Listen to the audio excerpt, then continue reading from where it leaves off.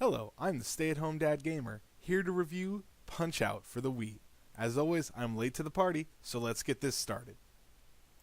Graphics. It's probably the first thing you notice in a game, therefore it's our first category. Alright, let's start with the graphics. They have a very 3D cel-shaded look to them.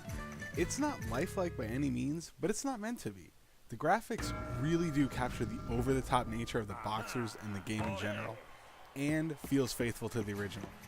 Before you fight each boxer, there's a little vignette that kind of shows a little bit about them or gives them a little bit more personality, and they're actually really cool, and sometimes they're funny. It's very much worth it to watch those, even the title defense ones that you get later. Everything in this game looks really good. I like it. Great show, Next Level Games. Sound.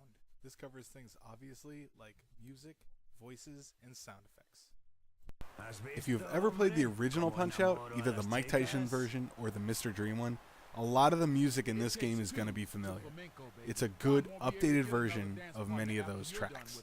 Admittedly, I really like it in remake and homage games when they keep the music people love but make it sound more modern, so it doesn't sound like it was synthesized by an 8-bit synthesizer. And even though I do love 8-bit music, updating it makes it more accessible to the public. So if you're not sold on the nostalgia of it, you can still get into it. And the music in this game is really good. It's very catchy and very fitting. Unlike the original, all the characters except Little Mac are voiced, which is really kind of cool. Well, I mean, King Hippo grunts. It's not really a voice, but you get the idea.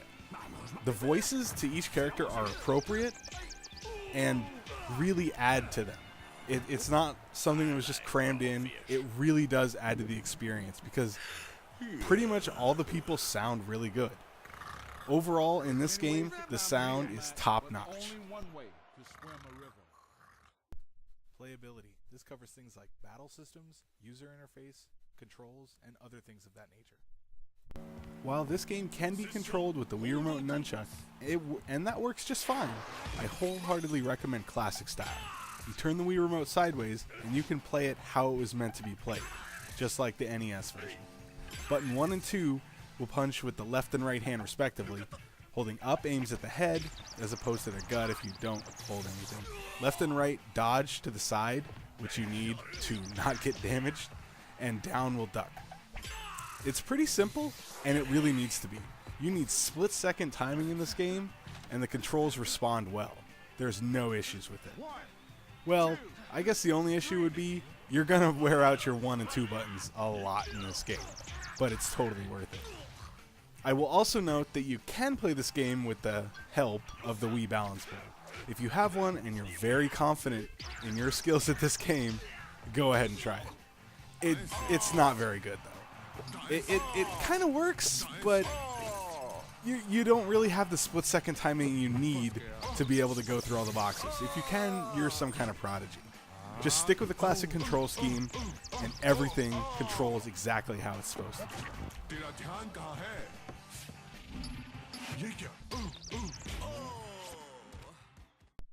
Longevity. How long is this game, and how much are you going to replay it?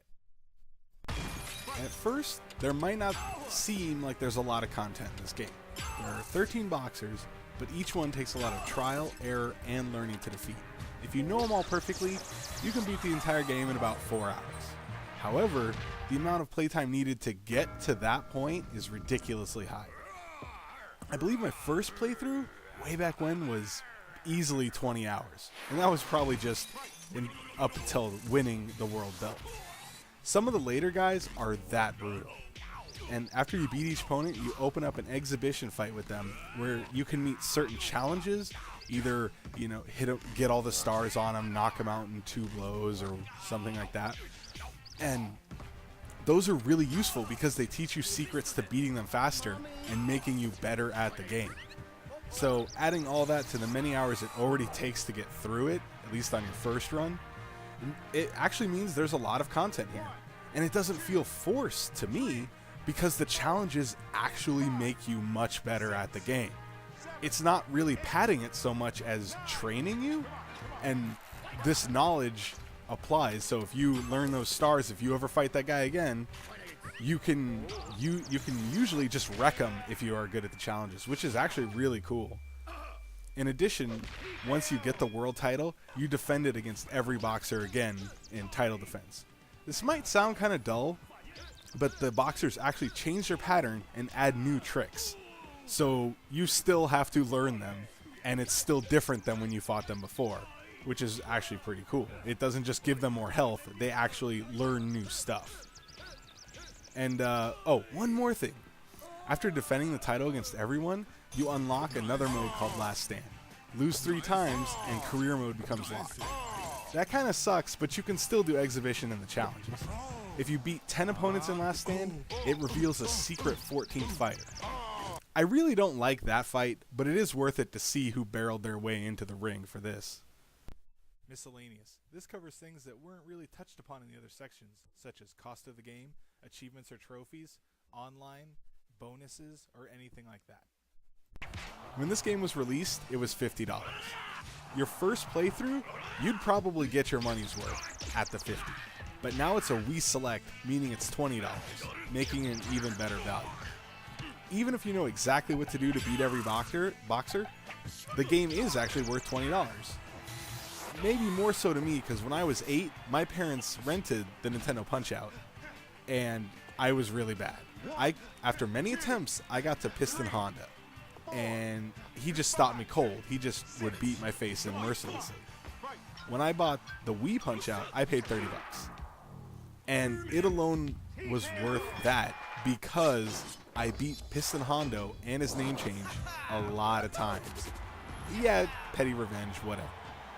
But that cruel carman can no longer haunt my childhood.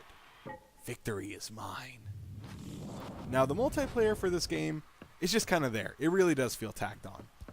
It's not great.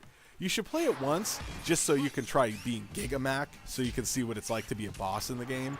And that's actually pretty cool. It's a nice addition to add something unique to multiplayer.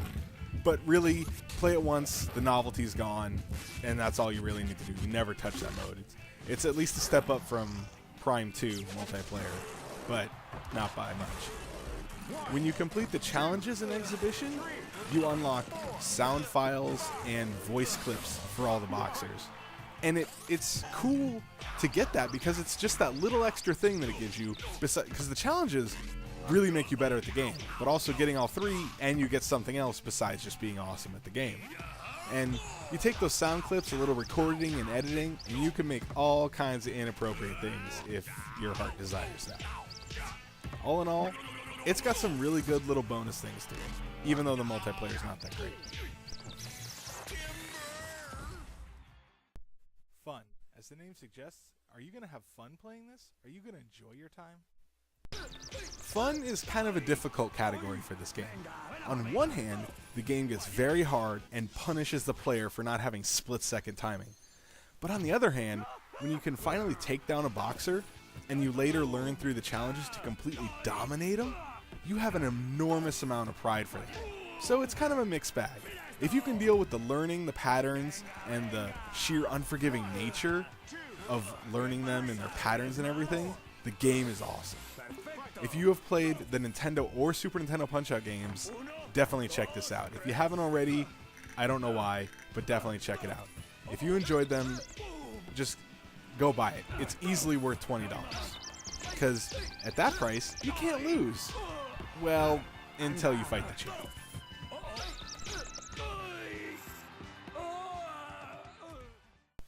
Thanks for watching.